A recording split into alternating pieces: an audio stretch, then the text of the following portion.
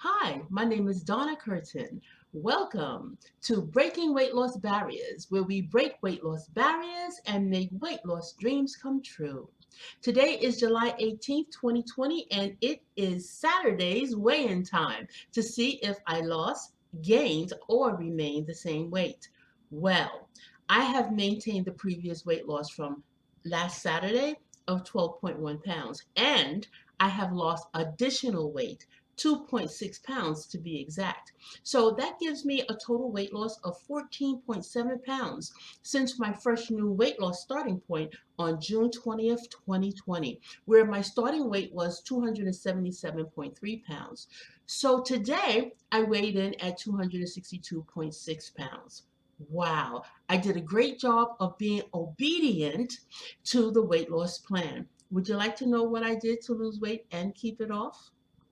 Well, before I tell you the details, the first thing that I will say is that over the past 3 days of water fasting, I felt like eating at different points of each day. But I kept saying to myself throughout each day, it is better to be devoted to the water fasting plan to gain the reward of additional weight loss instead of yielding to the urge to eat on the days other than the prescribed feasting days and end up with a weight gain. I knew that I wanted to feel the joy of weight loss progress because it sure feels good to lose weight and keep it off. So I stayed devoted to completing the 3 day water fast. However, on the third day of water fasting, I desperately wanted to feel the sensation of food in my mouth as I sat in my kitchen chair watching my family eat macaroni and cheese, candy yams, cabbage, and fried fish. So, to help me along with fasting while I was sitting there watching them eat, I chewed on a piece of sugarless gum. Chewing gum satisfied the urge to eat that was triggered by watching my family eat dinner. Usually, when I'm fasting, I stay out of the vicinity of food to prevent from being triggered to eat. However, yesterday I wanted to challenge myself to test my ability to resist food while sitting in the midst of it while I was fasting. So I'm glad that I challenged myself to be in the midst of dining with the family while fasting because it showed me that I have developed a greater ability to resist the temptation of eating when seeing someone else eat. I remember the days when I would see a family member eating, and though I was not literally hungry, I would be like, "What you got? Are you sharing? Give me some of that." And then I would indulge in eating just to enjoy the taste. However, through fasting, I learned of my ability to withstand temptations. Fasting taught me to have patience. So when I'm tempted to eat, when it is not the prescribed time to eat, I talk to myself and I say, do not be anxious for anything. Wait. I will get to eat at the prescribed time. The food is not going anywhere. It will still be there when it is the prescribed time to eat. And then I make myself wait and I go and busy myself until the prescribed eating day.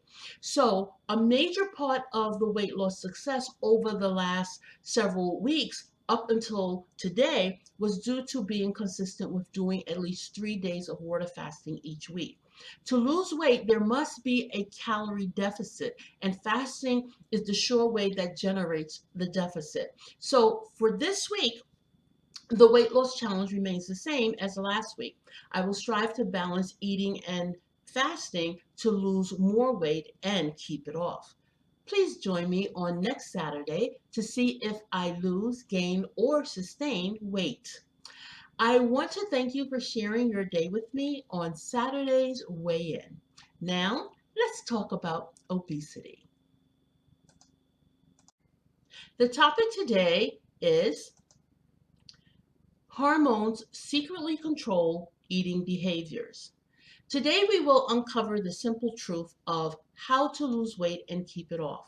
What I'm about to share with you is information that will serve you for a lifetime. You will forever know how to lose weight and keep it off with confidence. To get our individual body in line with our personal body image expectations, we must understand the functions of the hormonal controls of food intake to prevent disordered eating, which includes compulsive overeating and binge eating. And we must understand how to turn on our inner weight loss switch. Today, we are going to explore the hormonal controls of food intake through understanding the gut and brain hormones that control food intake and appetite. So, in dealing with obesity, it is important to understand the hormonal controls of food intake and the biological responses of weight loss to understand how to regulate dietary eating patterns in a way that will influence weight loss and weight loss maintenance. Though there are a host of gut hormonal controls that control food intake, the focus today is to explore two hormonal controls of appetite and their effect on weight. Then we will explore an eating pattern that correlates with these biochemical responses that will help to decrease hunger over a long period of time, which will in turn aid in weight loss and weight loss maintenance processes. Therefore, I will present information from two experts that explains the functions of the hormones that controls food intake and weight, of which one of them will explain a dietary eating pattern that will complement the hormonal functions to produce weight loss and weight loss maintenance. The goal here is to become knowledge driven in your pursuit to lose weight and keep it off and to achieve sustainable weight loss instead of being tossed back and forth with every fad diet and weight loss gimmick that, if adhered to, will keep you on a weight loss roller coaster because they are not sustainable over the long term. So, first, we will hear selected information from Dr. Screwless to explain hormonal controls of food intake and appetite. Next, we will hear information from Dr. Jason Fung to explain about the hormones that control appetite and weight. Then, Dr. Screwless will guide us on dietary practices that will help us to control appetite.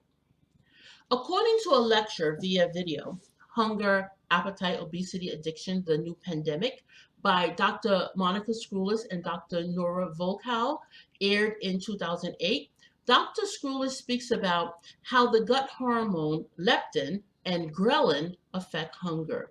She says leptin influences eating behavior directly through the brain and reduces food intake. She says that leptin interaction with the signals that affect dopamine is associated with reward pathways, all of which can influence eating behaviors. Next, she says that leptin is associated to fat mass. And when you lose weight and lose fat mass, leptin decreases. When leptin decreases, ghrelin increases. Ghrelin increases eating levels, thereby increases hunger. Ghrelin ghrelin regulates what we eat and how much we eat. Ghrelin makes you crave food more with intensity, that you urgently go and get food to satisfy the cravings. She also states that weight loss unfortunately increases ghrelin. It appears that after weight loss, ghrelin levels and that signal to eat increases both in the fasting and eating state. The signal to eat is one of the signals that we must fight against to maintain the weight loss that we might be able to achieve through diet and exercise. So leptin and ghrelin cooperate in a secret way to increase our appetite after weight loss. Dr. Jason Fung explains more in detail that leptin and ghrelin collude to increase our appetite after weight loss to reset the weight gauge. He states that when we lose weight, the body fights to maintain the previous weight to prevent the body from going into starvation mode, and that the weight reset mechanism will be triggered every time you lose weight. However, once you achieve a set weight and maintain that weight, the weight gauge will adjust to the new weight. In other words, the weight gauge will reset itself to the new weight. For more details on how hormones govern weight loss and weight gain, check out Dr. Jason Fung's YouTube video titled Hormones versus Calories.